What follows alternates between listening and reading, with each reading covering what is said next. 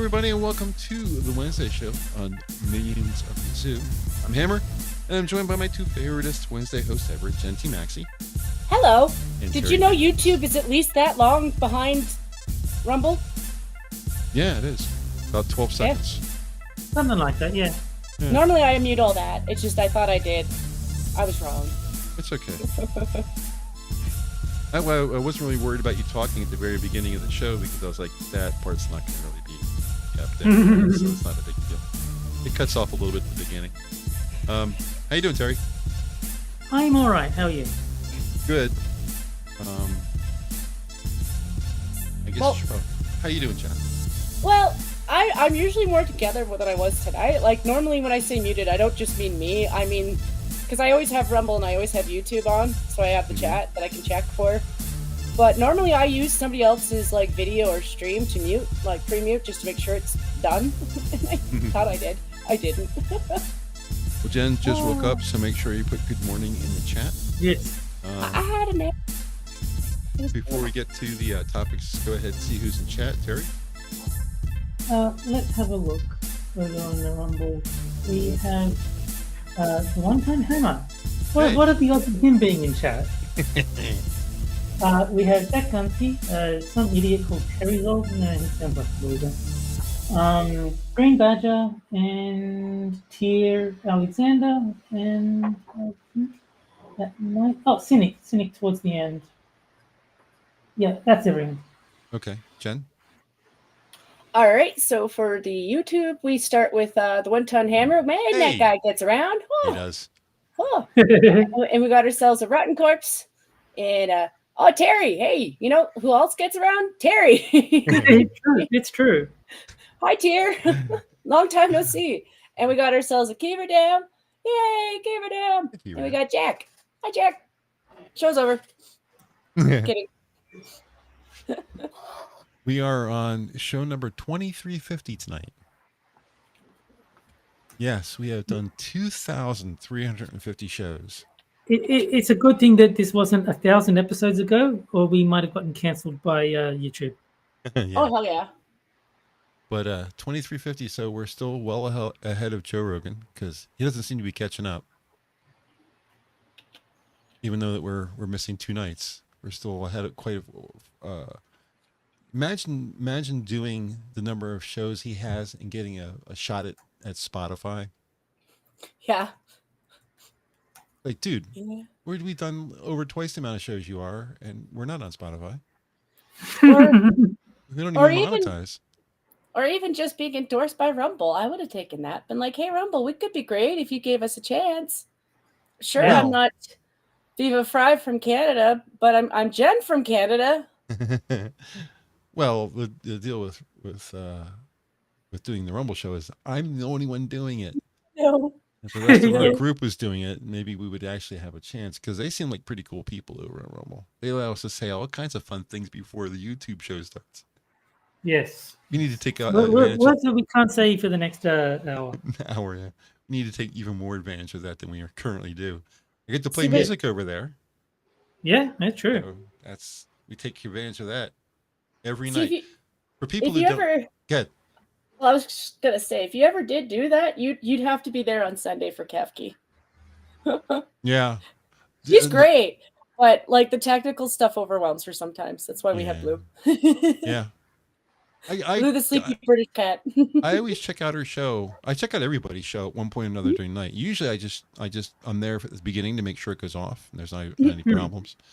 But sometimes I'll just be like, I wonder what Kefki's doing. I'll jump over to the show or something like that and listen to it. And I enjoy her show.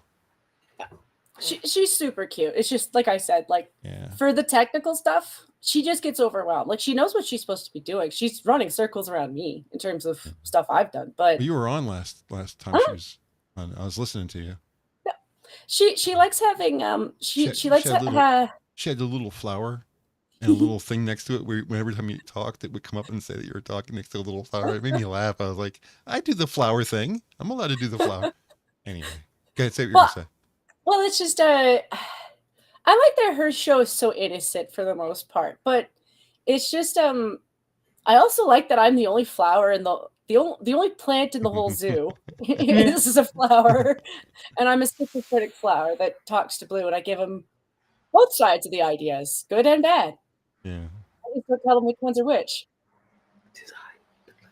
You know, that music thing I do, people probably aren't aware of this, but when we pick music for the night, just to make sure everyone knows what songs we're going to be choosing between, I'll take the songs that I've selected for that night and just do a little 4-second per song, just to remind the other host of what these songs sound like. People who don't know, haven't been on the show, don't know this.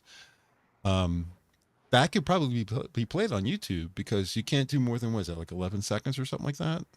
I don't know the exact number, but it's pretty small. I could probably do that on YouTube and get away with it. I mean, you could. I mean, if you can get away with the outro, you should probably get away with, like, you're playing, even though there's no words, you're playing the tune for a lot longer than 4 seconds. At the outro. For the outro, yeah. But I mean, this is the one I do for you is what, 2-3 seconds per song? Something like that, yeah. Yeah. So I'm not going to do it. I mean, I think I could get away with doing it, but I'm not going to do it because I don't want to influence anybody who's going to vote. It's not worth the risk. Like, why yeah, take the chance? That's true too. It's not worth the risk. I don't really think it really is like 1 or 2 seconds per song, just enough for you to hear the title of the song, and that's it. So, and I used to do them longer, but you get it. You're able to understand these. Both of you are able to understand these songs with just a little clip I gave you. So I don't want to sit here and waste time either. There's actually a game on the internet, I think it's called RØDE, where the idea is you listen to the first 1 second of a song and then try and identify it. And then if you can't, then you can listen to more and more and more of the song until you eventually do get it. But yeah, to get maximum points, you need to identify the song based on the first second. And like, there's been times when it's like easy. It's like, dun, dun, dun. Oh, well, I know that's obviously Smoke on the Water. There was a TV show called Name That Tune.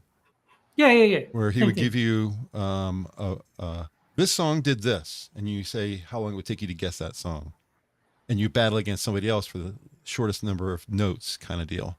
And they would play that note, and there'd be a guy on a piano, and he would just go, bing, and that would be the entire amount of data that you had to figure out what the song was. You had to really understand the question and know from the question, not really by listening to the music. So yeah. That was a long time ago. That was like 20. I mean, I've never seen the show. Like, it's before my time. Yeah. Well, it's also it's in the era of more like primetime TV, you know, like middle of the day TV, and cable really did die. You know, the more I think about it, the more I'm like, yeah, the amount of people I know who have a cable, non-existent. It's usually like, I think the closest thing to it is like my parents still have a satellite that they use for streaming. Like that part of cable's dead. That's Japan now. Like, if you want to go on a TV show for like winning stuff, you go to Japan. Yeah. Poo blast. Who eats food last? You know. Yeah, I mean, I haven't had broadcast television in my house for 5 or 6 years now. So can I tell you something rather funny? It is from a dark topic, but last 2 weeks ago, when I was kind of stuck on the 9/11 thing, and I was watching documentaries, and one of the things I watched was just one of the news reports from back then. Like, I remember it. Like, I remember it because I watched it. You know what I don't remember? 45 minutes of commercials. Yeah. That's what made me stop watching broadcast TV, was just too many commercials, man. Like, for every 4 minutes of a show, it was like 10 minutes of commercials. Yeah, and then you get enough. Brave. That my browser has a built-in ad blocker because fuck ads. Right? That's why we moved here. And then you know what happened? The ads followed us because they really did have ads. Like one after the other, after the other, after the other. They must have made bank. Like, we stole their money, Hammer. Like, one of the selling points of like paying for like premium YouTube or whatever the hell it's called is no ads. It's like, well, I don't get ads anyway. Right? I don't have to pay anything for it.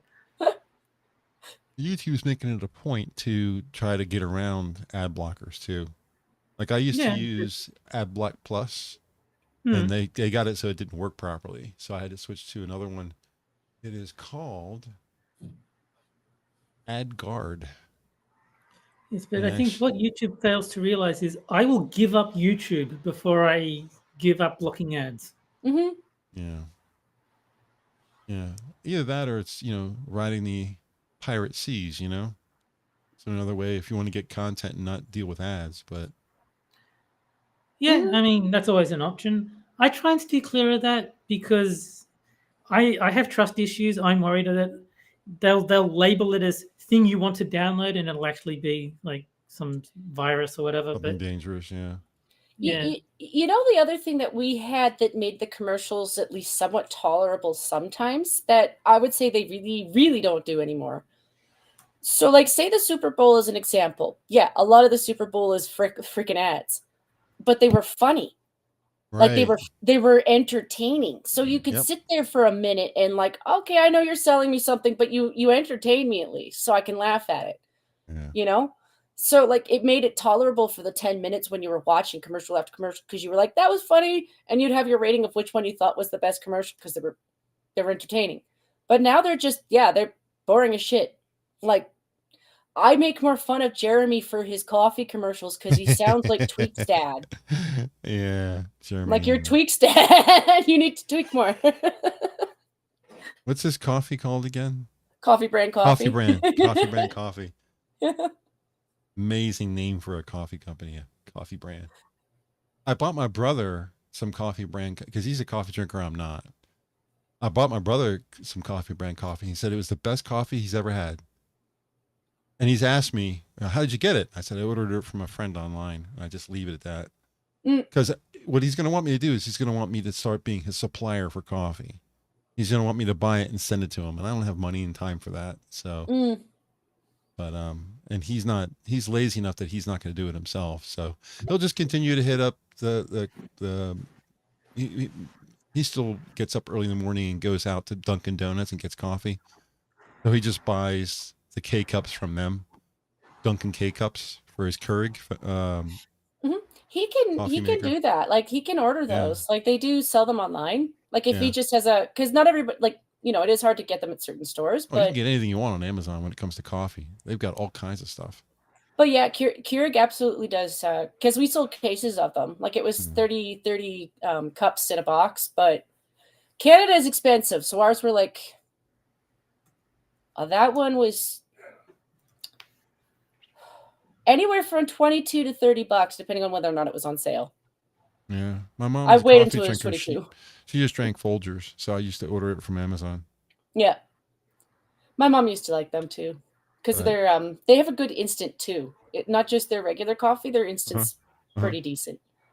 Yeah, I don't know. Like I said, I'm not a coffee drinker. I've tried several times intentionally. All right, I'm gonna drink coffee every morning for the next 3 days. And at the end, I was like, I cannot do this anymore. This is terrible. I hate coffee. It tastes so bad. I don't know how anyone can stand it. It's supposed to be I always liked it. Taste, so. It is, yeah. I like the smell first, though. How do you feel about the smell? I agree with you 100% in the smell. When I hear that smell, I'm like, that smells so good. But the taste, nope. Yeah. The smell is actually why I tried it in the first place. I was at uni and like I smelled the coffee. Like, you know what? I haven't usually liked coffee, but I'll give it another try. It's like, nope, still hate it. Did you try it like a black coffee? Because sometimes I've never really liked black coffee. I know my parents both, technically with the racism. I know. It's just Jen likes it black. It makes it much bolder of a flavor. I've always added milk or cream to it. Yeah, I'm a baby. I like baby coffee with sugar. And Kev is pointing out that you misspelled MOTZ. You put MOTS on the. Oh, that's not good. All right. MotZ. It still says MotZ. It's just slightly misspelled. Yeah. It's supposed to be an acronym. And the reason that it's a small case S is because it's supposed to be a capital Z. All right. I've changed it so it should show up if you refresh your screen. I didn't even need to refresh. I just saw it change in front of my eyes. Did it really? Yep.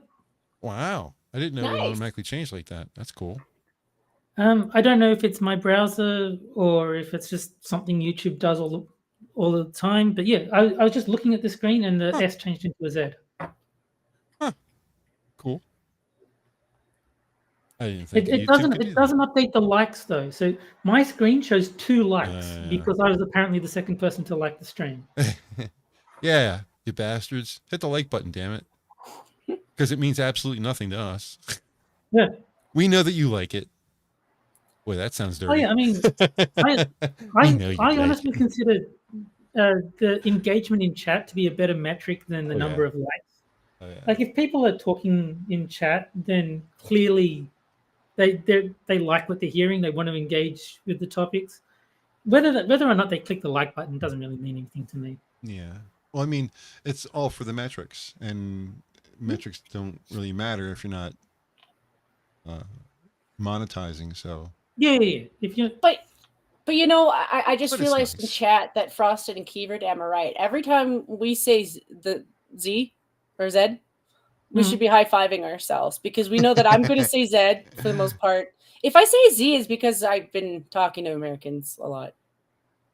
No, it rubs off. I always say Z because that's just my entire life. It's been Z, and like I could train myself to say Z if I really, really wanted to, but I don't.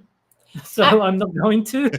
I mean, to be fair, I've never said zoo as like I don't say a hard Z, but no, it's just like to me the name of the letter is Z. It's like I'm aware of the fact that Americans call it Z, but I'm not going. You're in a different continent.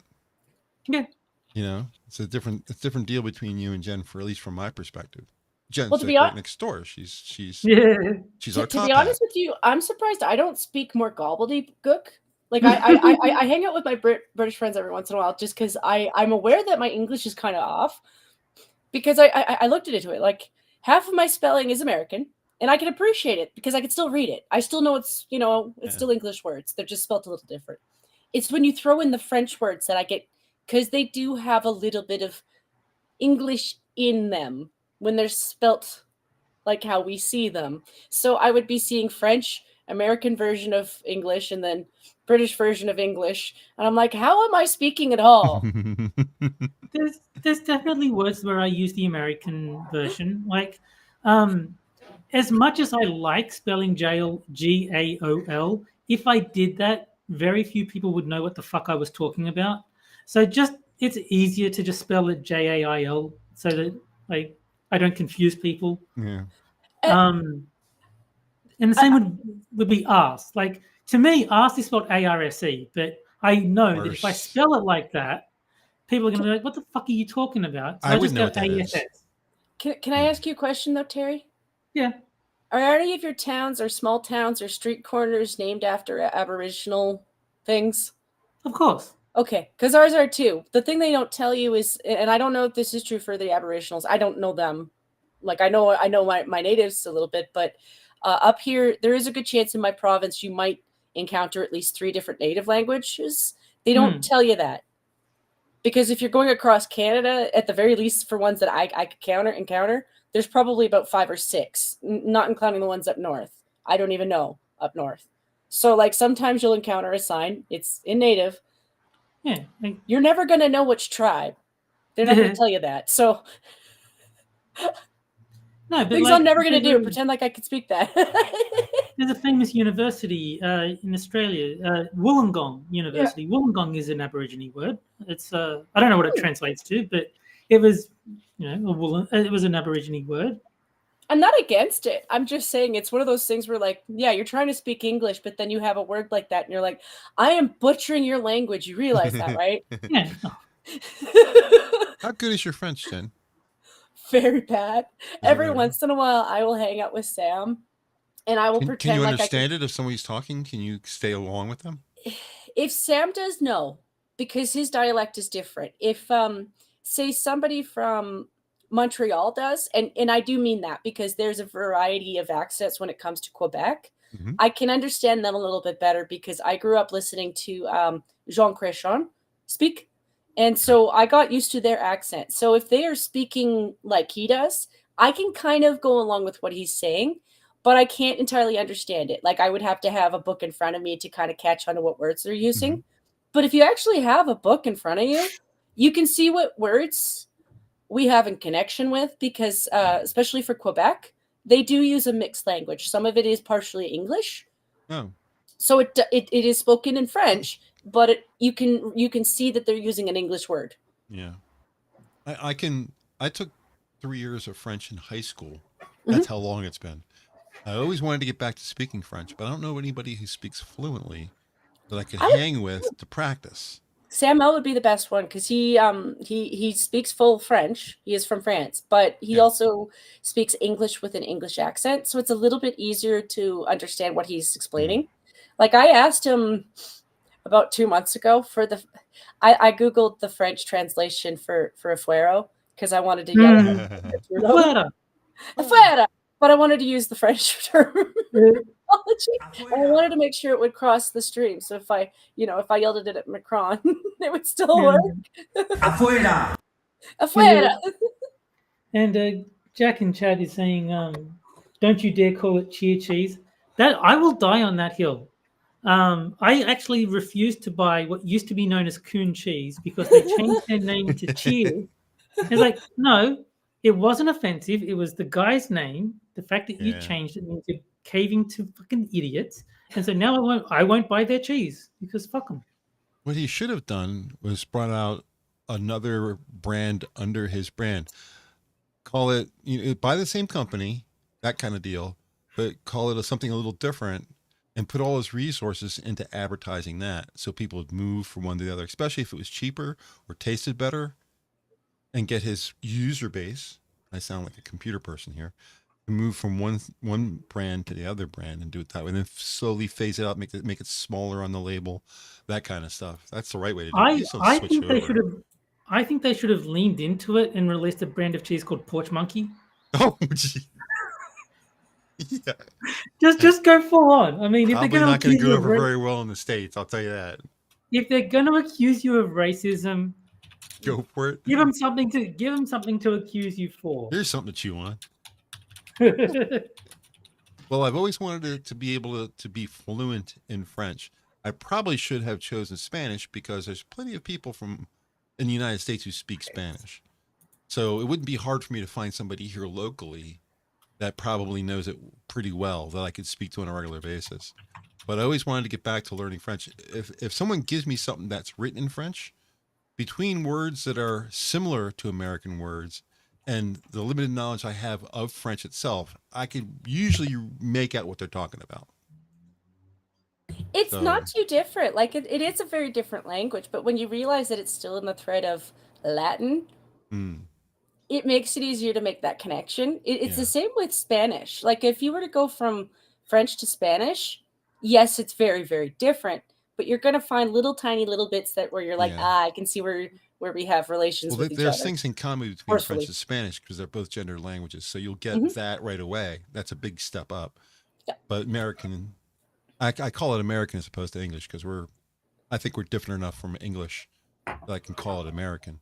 It's a non-gender language. So you have to, first of all, get in your mind, okay, there's a difference between this word and that word, So, this means women, this one means men. You have to add that in on top of everything else. It gets to be a little confusing for Americans. So, for as much as our language is weird, I was a German person was talking about the word DESCENT, and right. Well, you think of it as going underneath something, like the U-boat is going to eventually descent. Right. It'll go on a descent, right? But it's exactly the same word. He spelled exactly the same word, and she said decent. Oh, okay. So she mispronounced it. She mispronounced it. She meant one, but said the other. We know what she was talking about because in context, we understood it. But that's just how American is. Spell the word through. Well, THRU, THRUGH. There's like 10 ways. Because don't just call it THRU. That would be enough to say through. Let's throw a OUGH on the end of it because some reason. American. I mean, that's English too, but I mean American. You've heard the bottle of water thing. Oh yeah, bottle of water. Yeah. What amazed me when I first heard that was how you sound different from England. Oh yeah. Because You know that different- that's different, but I didn't know that was different. Well, do you have a town in Australia where you pick on them for sounding more British than everybody else? Because I would. not really. We mostly just pick on the Kiwis. Okay. Yeah. Do they sound more British? I think Easy they do. target. Well, they don't sound more British. They vowel shift. So What does that mean? the common one is asking them to say fish and chips and they say fush and chops. Really? Yeah. That's way what off. That's what Kiwi accent sounds like. Is they've got a slight vowel shift on when they speak, and so yeah, if you ask them to say six, you're basically trying to get them to say sex and embarrass them. Oh, okay. Things like that. But yeah, fush and chops is the typical Kiwi one. If you want anybody from New Zealand, I know nobody from there. Not a big group of people, but still. I have known all of but 3 people, and the most normal of the bunch was just a gay guy. That must have been a real challenge. A gay accent on top of a New Zealand accent. That must have been impossible to understand. No, he was pretty cool. He Was was he? pretty chill. Yeah. The only thing though is if I were to introduce you to him, he'd ask you about your penis. He was very frontful about asking men for pics. Oh, okay. I thought he was asking like, intimate details as opposed to pictures. No, he was pretty clear about, I just want to see pics. For the record, if you sent it to him, he'd tell people about it. Oh, nice. But he was just really funny. But the other 2 that I met, I think he made up for them just for sense of humor. Because that's all he was. He was just good about telling jokes and stuff and didn't have a problem with leaning on being gay for it. But the other guy lived in his basement of his mom's house, and he had a phobia of people bringing up sheep. I was like, but you guys have sheep. You sell sheep. Even if it's gone down as a big market for you, you still sell lamb. It's famous for it. I don't know why I don't know. Maybe people thought he was a sheep fucker. I don't know. But I was like, dude, if you think that, you're kind of making them think you are now. And the third one was a 16-year-old who was trying to do anything she could to get into the U.S., including hit on older men. So I blocked her because I was like, no, the U.S. doesn't need you. They don't need pedo bait. I don't think you blocking them is going to keep them out of the country, though. No, but at least I could stop sharing her stuff. Yeah. Well, I guess at some point I will. You should cover the topics. I was going to say I should get off the pot about learning another language because I've always wanted to pick up French again, but it's just one of those things where you're like, If I had somebody I could speak to on a regular basis, someone who's like preferably local, that I could just pick up the phone and just say, hey, how you doing? Blah, blah, blah, blah, blah, and start talking to them. That'd be one thing. But the only language that you get in the United States, really, that's not English, is Spanish. Because Mexico's below us. So. No, I'll tell you that you can speak any language. You just speak louder and slower. And then if you can point at things, that also helps. And annoy everybody. Yes. That's what they love to see in if you go to France, that's how you communicate with them. Just talk louder. Yes. They love that. Train station. You really should, Where is the train station? We should just bring Sam on one of these nights. Yeah, I mean, he would be a perfect guest. Somebody from France, that would be fucking time awesome. zone might be a bit tricky though. He's actually pretty cool about it too. It's just with him, I was always trying to not be too obnoxious because some of it was just I just really wanted to see what was different about French and Quebec French. So I would send him the odd jingle, but I don't think he'd care. If you're learning, he doesn't care. It's I mean, I think time zones might be tricky to get someone in France on the stream. He's on Noir Bar, isn't he? He also I don't watch it, so I don't know. It's pretty late though. It's 11 o'clock, 11:30. He also does streams at this time with Eve and Zell. Okay, right. Yeah, they're doing a run of Elden Ring, and I think he's doing Starfield right now. I don't know how he's doing it. He's tolerating if he's it. available at this time, then cool. I was just thinking that time zones. Oh yeah, you're not wrong. It's problem. like 3-4 o'clock in the morning his time. He just Yeah, doesn't exactly. Like I think that was an issue when we wanted to get Spud on. Is like it was him staying up until all hours of the night to be with us. Same problem with Lisa. Trying to get yeah. her on was another. You do have to give him notice. That's basically it. Like he does stay up, for a lot of things, but it's just just needs to know. Adam in chat is asking who the band is. Those are all Prince songs. Yeah, I was just about to say that. And we should figure out who we're going to do for R, I guess. Yeah, what are we going to do about Q? Yeah. We don't need... well, Q is obviously going to be Queen. Like, what else is there? Besides Queen, what other Q? Quiet Riot? How many hits did they have? Yeah. That's a good point. And I have plenty of Queen songs, so that won't be a problem. Yeah, so, I mean, I just assumed, I honestly just assumed Q would be Queen. Okay. Like I thought it was just like there was no real alternative. It's gonna be. I don't know why tough Terry? to get Bohemian Rhapsody into a non-vocal version. I don't know why, Terry, but when you brought up the Q, my brain went to Quokka, and I'm like, no, that's not a band. But I'm like, but they throw their kids at people when they're trying to run away. Maybe it could be. Quokka? It's a kind of, I don't know. I was going to say it's like a kangaroo, but it's not. Maybe it's like a wallaby. I don't know. They have pouches, though. They keep their babies in the pouch. Oh, this is good. Then the numbers here are kind of close to each other. And I don't even know if they're from Australia. I just thought they might be because they look like kangaroos. And so yeah, a Cannibalistic Wizard is suggesting Rammstein as the choice for R. I don't think that would be a good. I mean, the first thing that popped into my head for R was Rolling Stones. That seems like the obvious one. Yeah. Robert Palmer would be another option, I suppose, if he had enough songs. I think he was pretty. I think he had a few, but I don't know if he had enough. Problem is the one that was most popular would probably win, so you'd have to exclude it and then find 4 other ones. Actually, Queen would be good. How about Red Hot Chili Peppers is another one you could do. Give it away. For R? Give it away now. Yeah.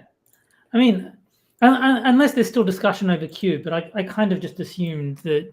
I don't think you're going to get much pushback for Queen. That's I only know of this because of the last 2 weeks ago when I was looking at the 9/11 thing. But just so you know, at the bottom plaza, the last song that was playing was Rod Stewart. So I think he was telling me somehow subjectively that maybe I should bring him up. Somehow, some weird way, freaky way. Well, we have time because we have to go through Queen first, so we don't have to pick an R right away. But yeah, we don't have to pick it right now. But Jack is suggesting Quincy Jones. I've heard the name, but I don't even know what this person looks like, much less what songs. I've heard of him before too. I can't remember the songs. I think he was the guy who put together the "We Are the World" video. Okay. I think Quincy Jones was the guy at the heart of that. I officially hate him. If that's his claim to fame, I do not like this person. He is African American with a very tight beard, if I remember correctly. If that's who I'm thinking of. Yeah, I mean, I just looked him up, and it is a black guy with a beard. That is him. The reason I know him is because of my age. He was older. Soul Bassett. Very talented man, by the way. I mean, I'm sure he is. I'm just saying I don't know anything about him. Like, I couldn't tell you a single Quincy Jones song until you just said "We Are the World." Well, he didn't actually perform in that. He directed and all that kind of stuff. You don't hear his voice, I don't think. Even though he's a singer. No, I mean, you could tell me anything about him and I'd be like, okay, cool. Like you could say he went to the moon before Neil Armstrong. Like, oh, did he? Okay, cool. I mean, I don't know. I don't know anything about the guy.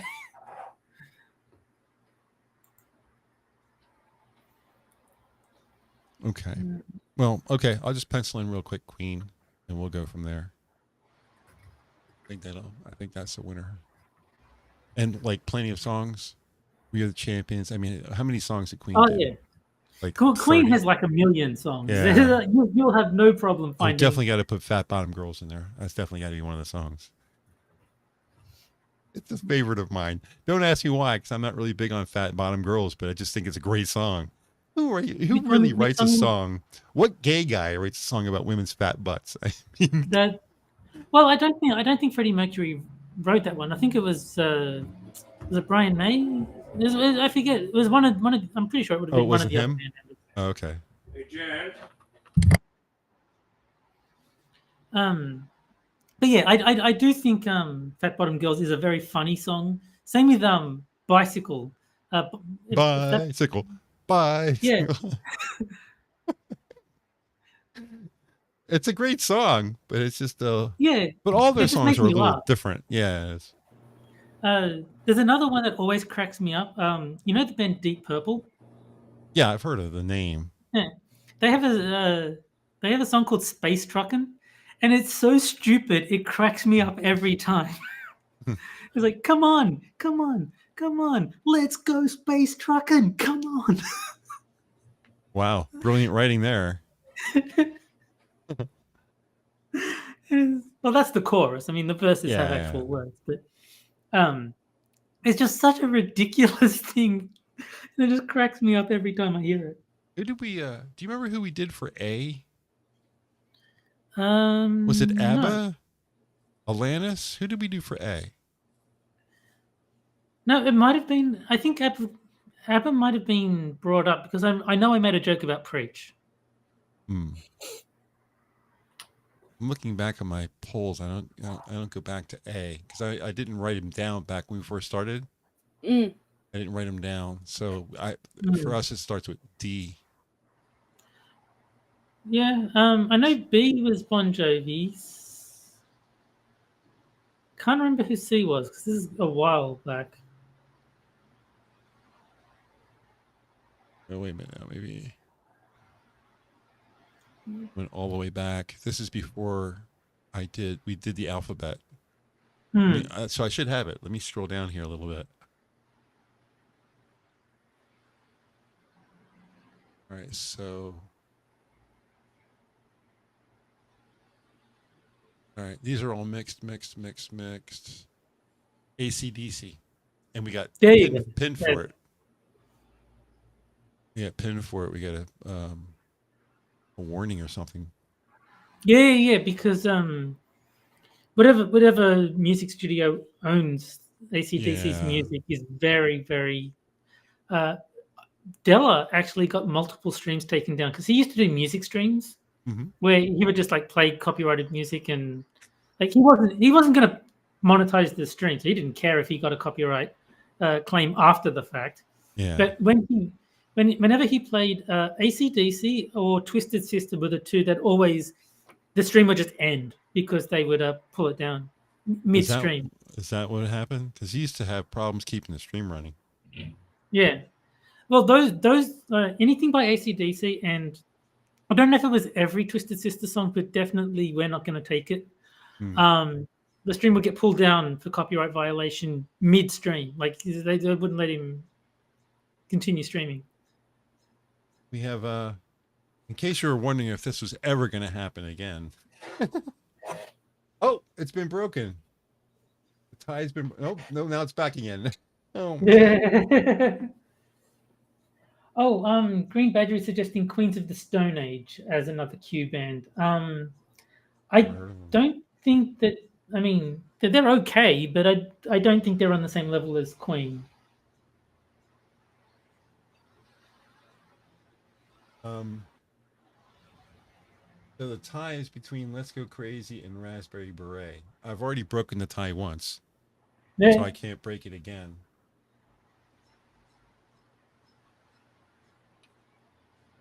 No. You two have voted, right? Yeah, Yep. yeah. Raspberry Beret pulled ahead. Okay. I guess I should end it then, right? Well, it's Yeah, ahead. yeah. Before anyone gets some smart ideas about tying it back up. I think they're doing it on purpose, you ask me. I'm pretty sure they do. That's okay, because I was split between Raspberry Beret and I Would Die for You. So either one. I like that chugga motion that I Would Die for You has. That beat. Frosted says he's voting for the good Prince song, which is why he abstained. I'm guessing he's not a Prince fan. Thank you very much. And Gunsky was complaining about Queen because apparently he doesn't like them. Well, come up with something better. I mean, Quincy Jones is okay, but I think Queen's going to beat that just about every time. So yeah, it's the same with Queens of the Stone Age. I mean, they're okay, but I don't think they're anywhere near the level of Queen. So it's hard to justify picking them over Queen. Yeah. And Six is confessing to the shady plot to always tie the pole. Are you really doing that, bastard? I don't know if it's deliberate, but I do think it happens far too often to How you be doing, a Six? coincidence. Yeah. It happens a lot. I wonder, does anybody else run into this where their polls?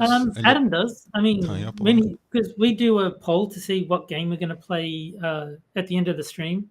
It's almost always a tie.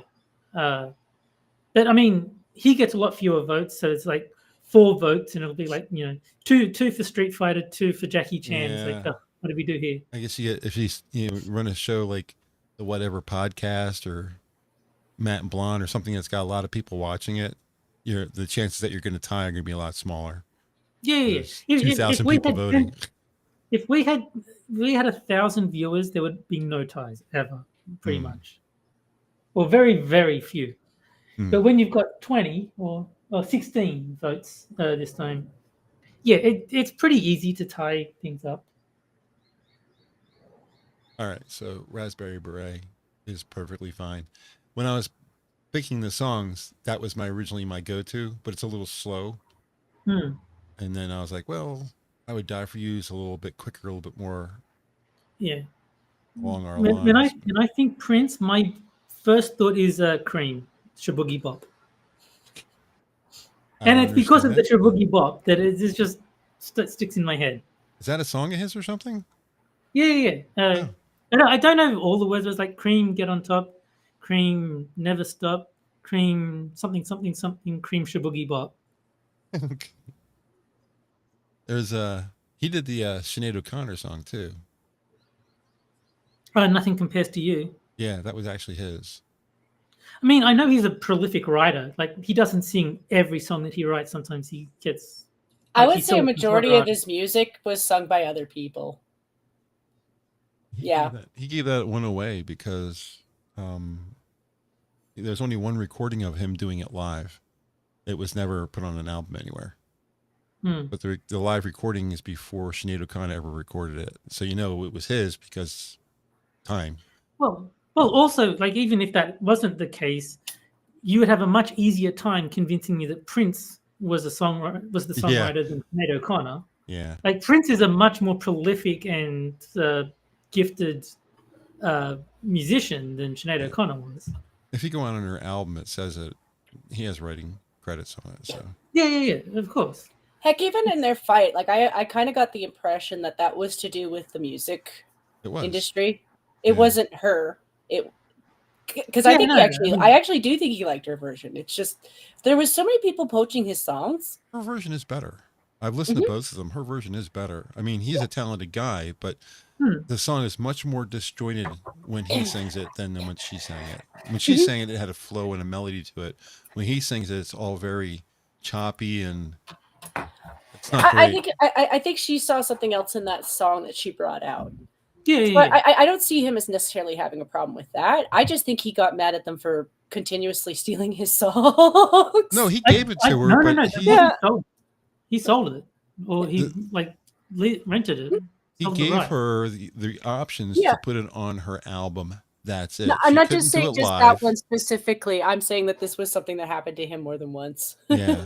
Yeah, She, there's she couldn't put it on the I always greatest think hits it's funny album. when She couldn't do it live. There was all kinds of restrictions on it, but for that album, she was allowed to use it.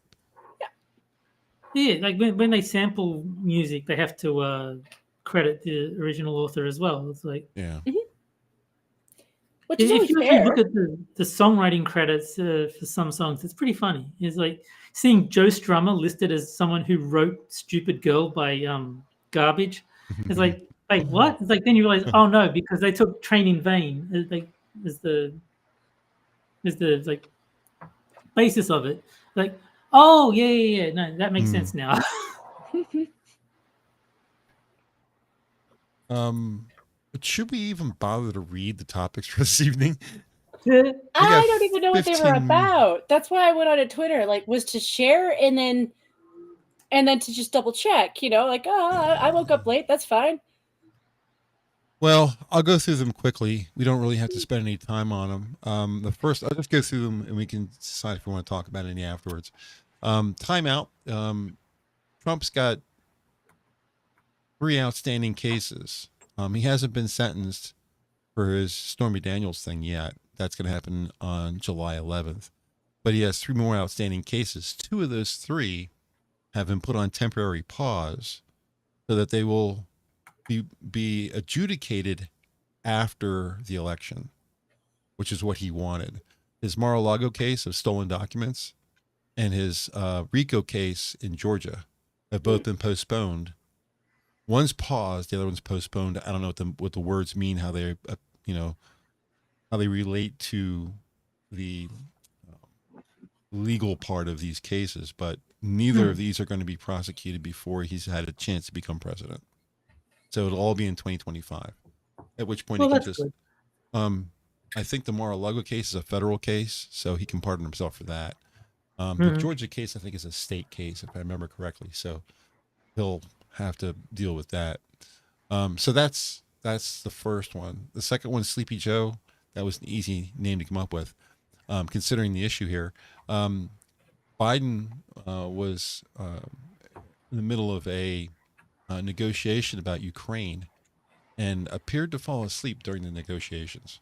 Yeah, I'll read you a quick sentence from, I think this was the Times that this came from. It says, when President Biden met with the congressional leaders in the West Wing to negotiate the Ukraine funding deal, was the funding deal, he spoke so softly at times that some participants struggled to hear him. This is not in an auditorium. This is just in his office. He read from notes that were actually obvious points to make, so he shouldn't have needed notes. Paused for extended period of times and sometimes closed his eyes for so long that some of the people in the room wondered whether he had fallen asleep or not. Probably did. It wouldn't be the first time.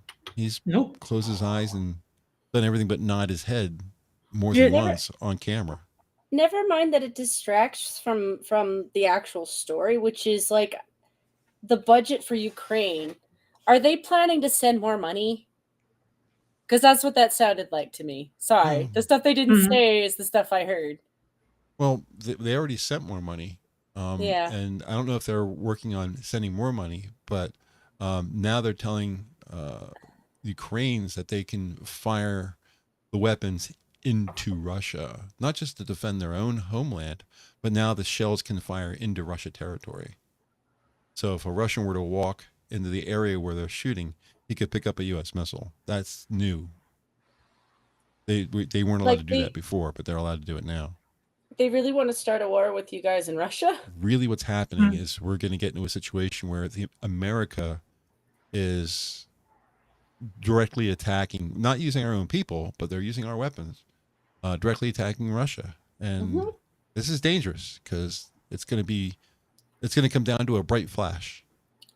Yeah. And that's not going to be a good ending. Yeah. And I don't put it past Putin one bit, not one bit. I mean, that was part of why I was hoping you guys didn't get Hillary the first time, but somehow, some way, you've still managed to pick up a Hillary. I just saw Gabbard, Tulsi Gabbard, was on trigonometry. You guys ever watch that show? Every once in a while, I've yeah. seen clips. I've never actually watched an entire episode, but I've seen clips on Twitter. She, former Democrat, now independent, bad-mouthed Biden as much as she could without just being outright brutal. But she was saying this country's going in the wrong direction. Look at the way the things were during Trump's presidency. Look at the way the things are during Biden's presidency. It's obvious that things are not going the way they should go. Biden's one step away from getting us involved in a war and sending my compatriots to the lines. She's a military officer. Yeah. So even though she's not active duty anymore, and she's very protective of the people who are going to put themselves in the line of fire. So she's very unhappy about the whole situation. I didn't get to watch the whole thing. I was watching it while I was trying to set up the stream for tonight because I got back behind with other things, and because of the change in the way everything is still bright at 8 o'clock at night. Yeah, It's summer. So, instead of looking outside and saying, oh, it's getting dark, I should probably get ready for the stream.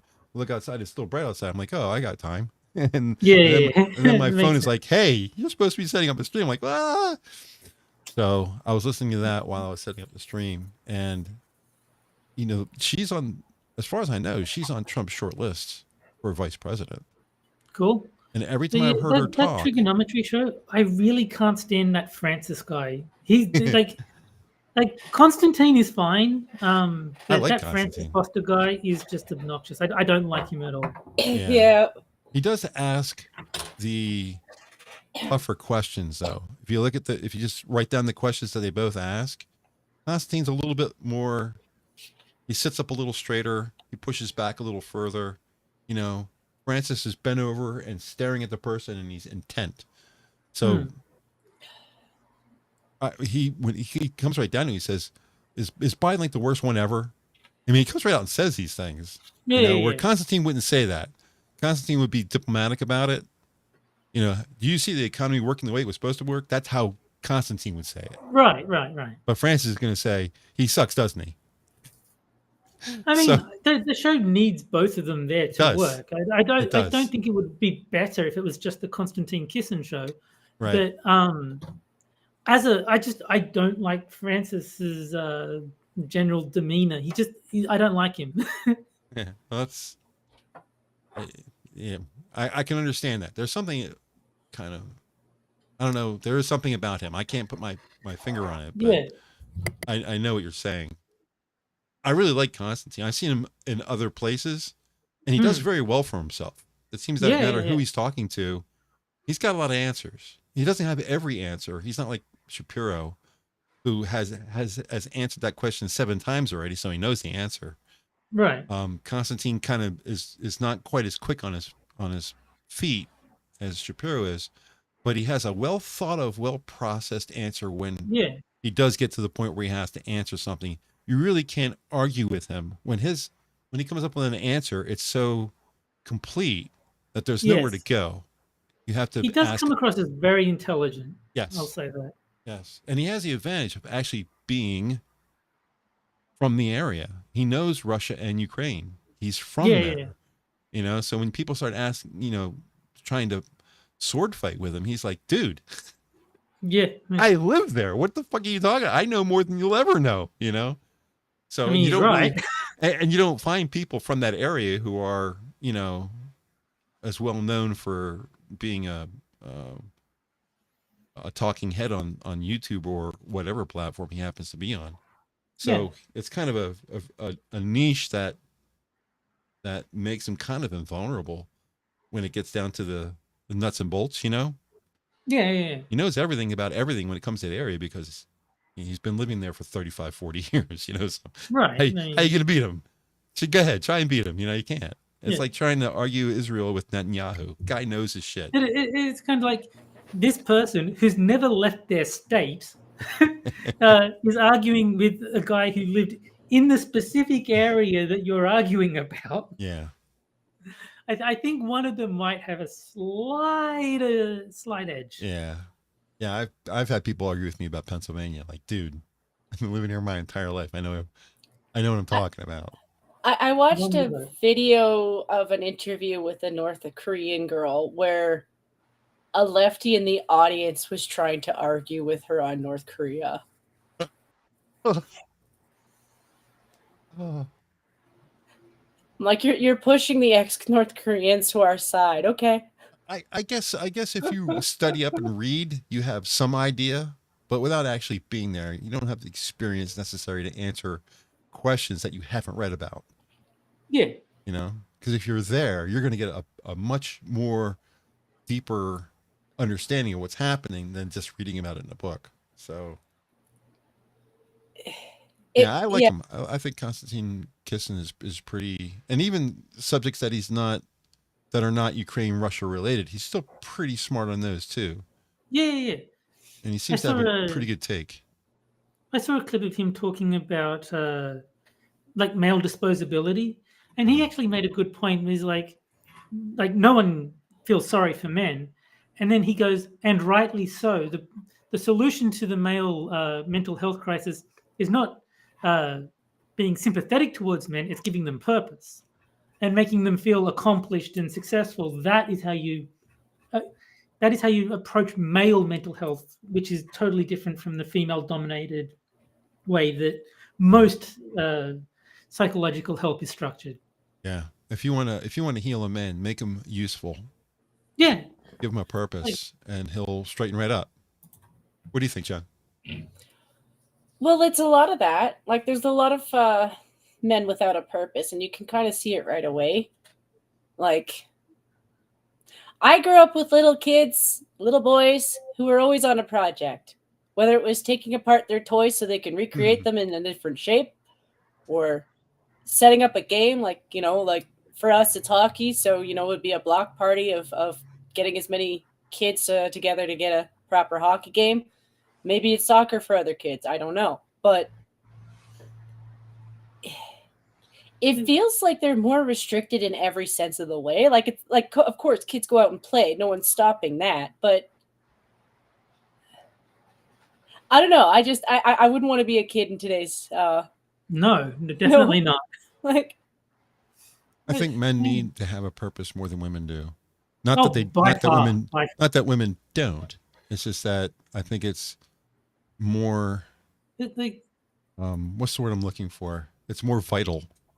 Yeah. It takes me a while to come up with these words, but it's more vital to a man to have a sense of purpose. And I mean, just what happened with me on Twitter is like, that George Alexopoulos, G Prime cartoonist guy? Yeah. Mm-hmm. He was saying that like he considers how someone reacted to the COVID crisis as a really good measure of character. And so as a joke, I said, I remained unvaccinated in Australia of all places. You may now shower me with your praises.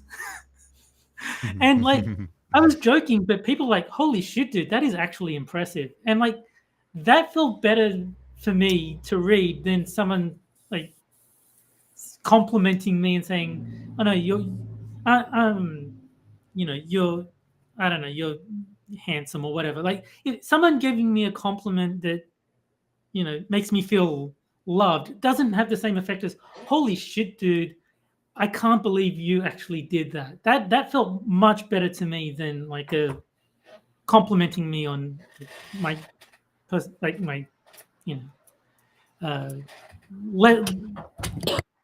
yeah, it's hard to put into it, but yeah, I don't need to feel loved. It's more respected than loved is what men typically react to. Yeah. That's always why I'd always try to be cool when a guy would help me out with something. With women, it's impatience. I would say, at least for myself, when I speak for myself, when I'm thinking about my frustration with a guy, it's if I have to help you, I might have to wait. So that waiting is part of why I might get impatient and then go try and do it myself. It's usually work related. I'm on a time limit too. But when a guy goes out of his way to help me, even if it's something I didn't ask for, I make it a point to really thank them because I'm aware. I'm aware. there's a lack of gratitude. There's a lack of gratitude, and nobody has to give you anything. No one has to help you out ever. But when somebody does, they really have to think about it for a minute, because there's so many weirdos who'll freak out at you just for helping you now. But also, I think men really like doing things for women, but only if they feel that it's appreciated. Like the current environment where it's just taken for granted that men will do whatever women want. Men don't react well to that because they don't want their efforts dismissed as, oh yeah, you're a man, that's just what you do.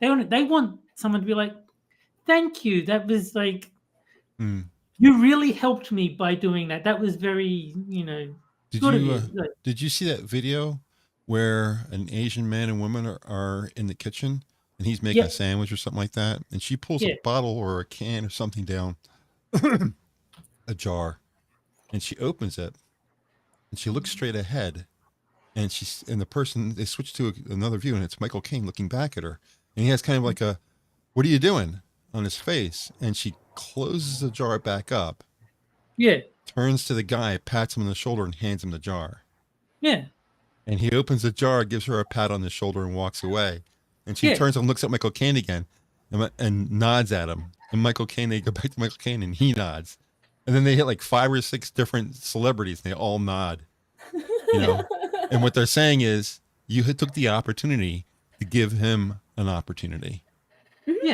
And he walked away looking so proud of himself because he helped his girlfriend. Exactly. He feels good, and she feels good because she gave him the opportunity to feel good.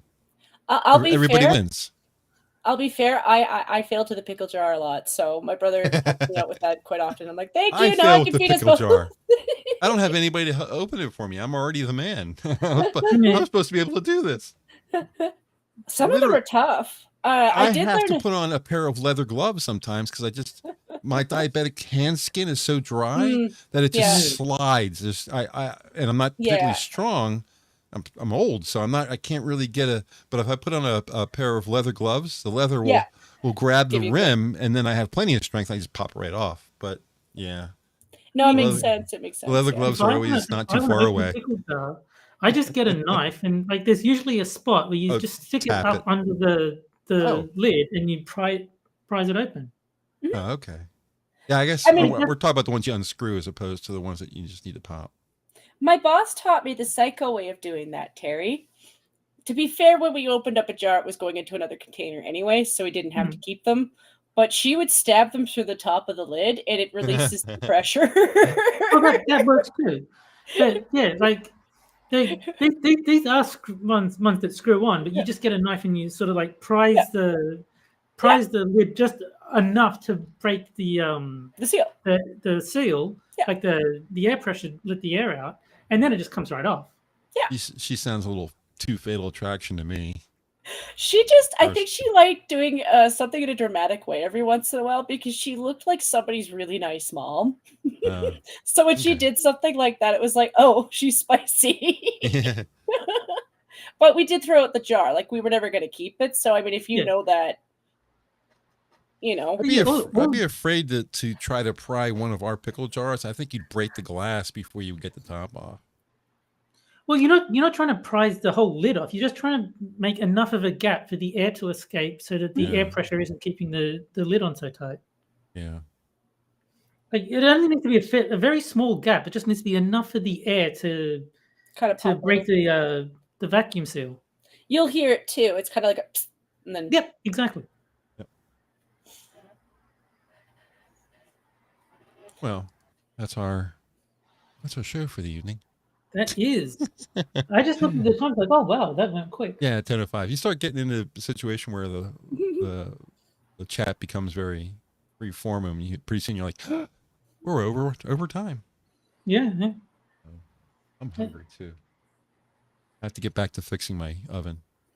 And I need to get food before I play Pokemon against you. Yeah, maybe I'll just order something. Maybe I'll just order from McDonald's or something like that. I'm doing entirely too much of that. But before we go, though, Okay. Well, we're going anyway. But yeah, it's only funny that you're playing Pokemon with Tyr because I've been watching Zell play his game. I drew a picture of Eve. She is a Pokey Shiba Inu, you know, because she's a cat dog fox, and she captured Zell. He's in the blue ball. I don't know what the fuck that is, but he's in the blue ball. All right. Let me get out of here. Thanks, fam, as always, for chatting with us tonight. If you can't wait for the next Wednesday show, remember, Minions are live every evening, including weekends. Most shows starting around 11:30 p.m. Eastern, 7 days a week. Those start times are linked in the description down below. Some news on the Monday night shows coming next week. I'll let you guys know, but there will be a Monday show, hopefully. Don't forget about the Rumble pre-show. That stream will start generally about half an hour before YouTube. We'll be back next Wednesday at 9 p.m. as usual. Hope you guys enjoyed the show, and we'll see you again next week. Have a great night, everyone. Bye, guys. Bye, guys.